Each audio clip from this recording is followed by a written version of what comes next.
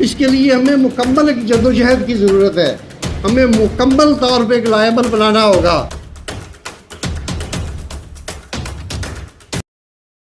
شہید تم سے یہ کہہ رہے ہیں، شہید تم سے یہ کہہ رہے ہیں، لہو ہمارا بھلا نہ دینا، لہو ہمارا بھلا نہ دینا۔ تو اب میں پروگرام کو آگے بڑھاتے ہوئے اپنے اگلے مقرر کو دعوت دیتا ہوں۔ اگلے مقرر ہیں ہمارے جناب حکیم لطف اللہ صاحب، جو سیکرٹری جنرل ہیں پاکستان ایسوسی ایشن کے۔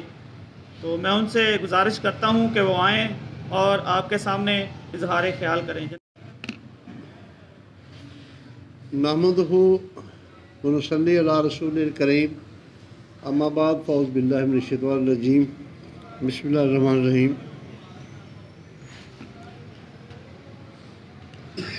میرے خیال میں یہ جو موجودہ حکومت کے 3 سال گزرے ہیں، میں بطور گواہ اور ہمارے درمیان بھائی وقار فرید جگنو تشریف فرما ہے، میں سب سے پہلے تو پاک پتن کی میڈیا کو بھی خراج تحسین پیش کرتا ہوں کہ پاک پتن میں ہم نے جس انداز میں مسئلہ کشمیر کو ہائی لائٹ کیا، اجاگر کیا، اس کے لیے جتنی ریلیاں یہاں پہ پچھلے 2-2.5 سال سے 3 سال سے نکالی گئیں، وہ میں سمجھتا ہوں کہ پاکستان کے لیے ایک مثال ہے۔ یہاں اسکولوں میں، کالجز کے اندر، اداروں کے اندر، تنظیمات کے اندر، یہاں پہ ہم نے APCs جو یہاں پہ بلائیں، وہ خراج تحسین کی مستحق ہیں وہ ادارے۔ ہمارا تعلیمی جو ادارے ہیں انہوں نے بھی بڑا اہتمام کیا، ہماری مذہبی تنظیموں نے بڑا اس میں اپنا بھرپور کردار ادا کیا، اور ہمارا جو میڈیا ہے خاص طور پہ میں سمجھتا ہوں کہ جتنا اس ایشو کو ہائی لائٹ کیا گیا ہمارے چینلز کے اوپر، اخبارات کے اوپر، یہ سارے لوگ مبارکباد کے مستحق ہیں۔ اور ہمیں سب کو مل کے ایک سیسہ پلائی دیوار بن کے اپنی تنظیموں کو اکٹھا کر کے ایک پیج کے اوپر آ کے ایک جماعت کے طور پہ اس مہم کو آگے لے جانا ہوگا۔ دشمن بڑا عیار ہے، دشمن بڑا مکار ہے، اور دشمن کے پاس جو طاقت اور توانائی ہے، جو اس کے پاس استعداد ہے، میں سمجھتا ہوں کہ شاید ہم اس سے اب تک وہ واقف نہیں ہیں۔ میں ایک چھوٹی سی مثال دیتا ہوں کہ اس وقت دنیا میں 8 بڑی کمپنیاں جو دنیا کی معیشت کو جنہوں نے سنبھالا ہوا ہے، ان 8 کمپنیوں کو ان کے جو CEO ہیں وہ انڈین لڑکے ہیں۔ میں مثال دیتا ہوں کہ ہمارا جو یہ IT کا نظام ہے، جو اس میں ایک لڑکا ان کا سندر پچائی، وہ CEO ہے انڈیا کا لڑکا۔ اب زمانہ اس وقت IT کا زمانہ ہے۔ آپ کو یاد ہوگا کہ جب 71 میں بنگلہ دیش ہم سے آزاد ہوا تو وہاں اس اساتذہ کی خدمات لی گئیں۔ تعلیمی اداروں کے اندر اس وقت IT کا زمانہ نہیں تھا۔ اساتذہ کو تیار کر کے لوگوں کو تیار کیا گیا کہ بھئی آپ نے علیحدگی کی تحریکیں شروع کرنی ہے، اور اس تحریک میں وہ کامیاب ہوئے۔ ہمارے پروفیسر صاحبان یہاں موجود ہیں۔ تو ہمیں ان سارے عوامل کی طرف دیکھنا ہوگا۔ ہم گنی چگی 2-4 باتیں کر کے گھر کو چلے جاتے ہیں، ہمیں ان عوامل کی طرف بھی دیکھنا ہوگا۔ میں نہیں سمجھتا کہ پاکستان جب تک دنیا میں معاشی طور پہ ترقی نہیں کرے گا، اپنے آپ کو مضبوط نہیں کرے گا، ہمیں وہ 800 سال پہلے والے مسلمان پیدا کرنے ہوں گے۔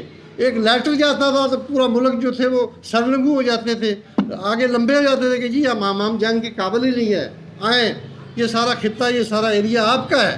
ہمیں وہ جذبہ اپنے اندر لانا ہوگا اور ہمیں وہ بننا پڑے گا۔ ہم تو آگے اپنے اس حال کے اوپر کہ ہر بندہ رونا رو رہا ہے، معیشت کا ہر بندہ رونا رو رہا ہے، کمزوری کا ہر بندہ رونا رو رہا ہے، مہنگائی کا، بھائی کچھ کر کے تو دکھا دو۔ اب ایک بندہ کمانے والا، 14 بندے کھانے والے ہیں، تو مہنگائی نہیں ہوئی تو کیا ہوگا؟ بھائی وہ 18 بندے 14 بندے جو وہ اپنا اپنا کام کریں۔ دنیا کے اندر نظام تعلیم، ہمارے استاد محترم بیٹھے ہیں، کوئی دنیا کا ملک آپ اٹھا کے دیکھ لیں، تعلیم کے ساتھ ساتھ ان کو وہاں فنی تعلیم دی جاتی ہے۔ ہمارے یہاں لوگ ماسٹر کر لیتے ہیں، PhD کر لیتے ہیں، اور نتیجہ یہ ہوتا ہے کہ وہ بے روزگار ہیں۔ ہماری تنظیم نے اب شروع کیا ہے تھوڑا سا سلسلہ یونیورسٹی پلس کا کہ بھائی ان لوگوں کو کوئی روزگار کا سلیقہ بھی بتا دو کہ ہم نے روزگار کیسے بنانا ہے. ہم طوطے بنا کے یونیورسٹیوں سے اور کالجوں سے باہر نکالتے جا رہے ہیں اور مقابلہ کرنے چلے ہیں کہ جی ہم نے اس کو آزاد کرانا ہے. آج 3.5 سال ہونے والے ہیں کہ وہاں پہ وہ لوگ جو ہیں ہمارے مسلمان بھائی وہ قید و بند کی زندگی گزار رہے ہیں. خواتین کو ڈلیوری کے لیے اسپتال لے جانے کے لیے وسائل نہیں ہیں, ان کو اجازت نہیں ہے. ہم وہاں نمازیں نہیں پڑھنے کے لیے جا سکتے, جمعہ کی ادائیگی ہم نہیں کر پا رہے. ہمارے لیے پابندی ہے کہ ہم وہاں پہ عیدین جو ہے وہ عیدگاہ میں جا کے نہیں پڑھ سکتے. ابھی حال ہی میں عزت مآب محترم علی گیلانی صاحب کی جو وفات ہوئی, جو شہادت ہوئی, ان کی تدفین نہیں کرنے دی گئی. اس کو زبردستی کسی قبرستان میں جا کے تدفین کیا گیا. وہاں پہ آزادی نہیں ہے. آپ کے سوشل میڈیا کی وہاں پہ آزادی نہیں ہے کہ باہر میسیج نہ جا سکے.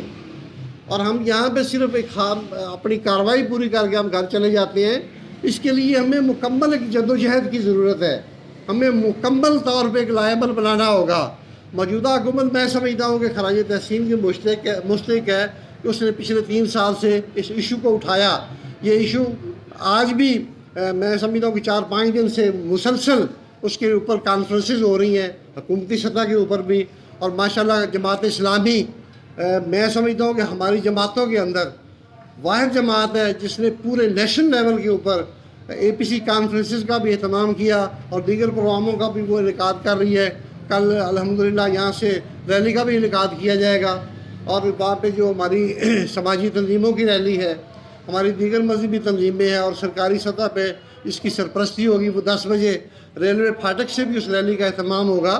میں تو استدعا کرتا ہوں کہ ہمارے پاکستان کی تمام جماعتوں کو جماعت اسلامی کی طرز کے اوپر, جماعت الدعوہ کی طرز کے اوپر منظم ہو کے اپنا ہر چیز جو ہے اس کو ایک سائڈ پہ رکھتے ہوئے پوری امت مسلمہ جو ہے وہ ایک پیج کے اوپر آئے. اس وقت میں سمجھتا ہوں کہ پوری امت مسلمہ OIC ان کے پاس پلیٹ فارم موجود ہے. اور مجھے شرمندگی ہو رہی ہے یہ بات کرتے ہوئے کہ پچھلے دنوں اجلاس بھی ہوا لیکن وہاں پہ وہ کشمیر کے مسئلے کو ہائی لائٹ نہیں کیا گیا. میں سمجھتا ہوں کہ یہ زیادتی ہے کہ اس ایشو کو, اس مسئلے کے اوپر بھی ہائی لائٹ کرنا چاہیے تھا. جہاں پہ افغانستان کا معاملہ تھا وہاں ہمارا سب سے بڑا معاملہ جو ہے وہ کشمیر کا بھی تھا. بہرحال یہ کچھ عالمی لیول کے تناظر یا معاملات ہوتے ہیں, کسی وجہ سے اس ایشو کو وہاں نہیں اٹھایا گیا. بہرحال میں توقع کرتا ہوں کہ آئندہ انشاءاللہ ہم تمام مل کے ایک سیسہ پلائی دیوار بن کر ہم اکٹھے ہو کے ایک کال کے اوپر کوئی بھی تنظیم جب کشمیر کے ایشو کے اوپر یا دیگر کوئی ایشو ایسا ہمارا آ جاتا ہے امت مسلمہ کے حوالے سے تو تمام کو ایک جگہ پہ اکٹھے ہو کے سیسہ پلائی دیوار بن کے یکجہتی کرتے ہوئے اس کو اتفاق اور اتحاد کے ساتھ ہمیں آگے لے کے جانا ہوگا. اس وقت میں سمجھتا ہوں کہ جو سوشل میڈیا کا زمانہ ہے, IT کا زمانہ ہے, ہمیں جس طرح ہندوستان اپنے سارے معاملات کو پوری دنیا کے سامنے کشمیر میں جو وہ ظلم اور بربریت کر رہا ہے اس کو بے نقاب نہیں ہونے دے رہا. وہاں پہ مبصرین کو, وہاں پہ جو برطانیہ کے لوگ ہیں, جو امریکہ کے لوگ ہیں, وہ جاننا چاہتے ہیں, ان کے اوپر پابندیاں لگائی ہوئی ہیں کہ وہ وہاں پہ جا کے وہ وزٹ نہیں کر سکتے, وہاں سے معلومات نہیں لے سکتے. تو ہمیں چاہیے کہ ہم ان ذرائع کو استعمال کرتے ہوئے ان چیزوں کو زیادہ سے زیادہ ہائی لائٹ کریں. اس کے لیے ہمارے پاس میڈیا کا, سوشل میڈیا کا ہے, اس کے اوپر ہمارے پاس چینلز ہیں, ہمارے دیگر ذرائع ہیں. ہم سب مل کے اتحاد اور اتفاق کے ساتھ ان سارے مسائل کو اکٹھا کر کے جب اکٹھے ہو کے چلیں گے تو میں نہیں سمجھتا کہ کوئی ایسا مسئلہ ہو جس کا ہم حل نہ نکال سکیں. اور خاص طور پہ میں تو یہ سمجھتا ہوں کہ 2 ہی ہمارے پاس طریقے ہیں اس قوم کو اٹھانے کے لیے. ایک ہماری ماں کی گود ہے, ہمیں خواتین کو تربیت دینا ہوگی, خواتین کے اندر وہ جذبے پیدا کرنے ہوں گے. اور دوسرا ہمارے پاس استاد ہے, ہمارے پاس ہمارے تعلیمی ادارے ہیں, مساجد ہیں, ان کے اندر سے ہمیں یہ آواز اٹھانی ہوگی تاکہ ہم ملکی لیول کے کشمیر سمیت دیگر جتنے بھی ایشوز ہیں ان سب کو لے کے ہم آگے چلیں اور ان مسائل کا ہم حل نکالیں. اور سب سے ضروری جو بات ہے وہ اپنی معیشت کو ہم مضبوط کریں. میں سمجھتا ہوں کہ اسرائیل ایک چھوٹا سا 2 انگلی میں پکڑنے والا ملک ہے تو پوری دنیا اس سے خوف زدہ ہے. تو کیا وہ طاقت ہم اکٹھی نہیں کر سکتے؟ ہم آپس میں مل کے अपने आप को मजबूत नहीं कर सकते कि हमारा एक मैसेज आए इंडिया को कि भाई अब बस हो गई है, कश्मीर से निकल जाओ वरना तुम्हारी खैर नहीं है। तो ये हो सकता है, लेकिन हम तो लगे हुए हैं 2.5 इंच की अपनी अलग अलग मस्जिद बनाने के चक्कर में। हमें कौमी लेवल पे उम्मत मुस्लिमा के लेवल के ऊपर तमाम एक जो हमारी उम्मत है उसको हमें एक पेज पे लाना होगा। हम अपने अपने मामलात चलाएं, लेकिन जब मुल्की लेवल के इस तरह के इशू हो हम तमाम एक पेज के ऊपर आ जाएं। आज मैं समझता हूँ कि जिस तरह जमात इस्लामी ने APC की कॉल दी है उस लेवल से जब जो इज्तिमा होना चाहिए था वो नहीं हुआ, तो हमें इसके लिए भी कोशिश करनी होगी। वो कॉल मैं दूँ या जमात इस्लामी दे या मौलाना सरदार साहब दें या हमारा कोई भी दोस्त जो कॉल दे जिसके ऊपर उम्मत के मामलात हैं, तो हमें तमाम को वहाँ पे इकट्ठे भी होना चाहिए और खुल के उसके ऊपर बात भी करनी चाहिए। और मैं समझता हूँ कि फिर हम उस्ताद से और अपनी माओं से ये तवक्को करते हैं कि वो ऐसे नौजवान पैदा करें, उनको ऐसी तरबियत दें। वो माओं की गोदें जो हैं वो उजड़ चुकी हैं। वो माएँ आज हमारी वो मोबाइल लेके सारा दिन, बच्चों की तरफ तवज्जो ही नहीं है।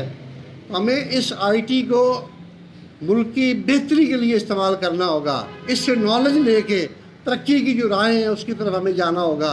हम इसको दूसरी तरफ लेके जा रहे हैं। बात लंबी होगी। मैं जमात इस्लामी का एक बार फिर शुक्रिया अदा करता हूँ और मीडिया का भी शुक्रिया अदा करता हूँ कि उन्होंने कश्मीर के इस इशू के ऊपर बहुत पिछले दिनों में खुल के बात की और इंशाल्लाह आज फिर मैं उम्मीद करता हूँ कि इस सिलसिले को फिर वो आगे लेके चलेंगे इंशाल्लाह। जी व्यूअर्स, अगर आपने अभी तक हमारा चैनल सब्सक्राइब नहीं किया तो सब्सक्राइब कीजिए और साथ में दिए गए घंटी के बटन को ज़रूर दबाइए ताकि अपडेट्स आपको बाकायदगी से मिलती रहें।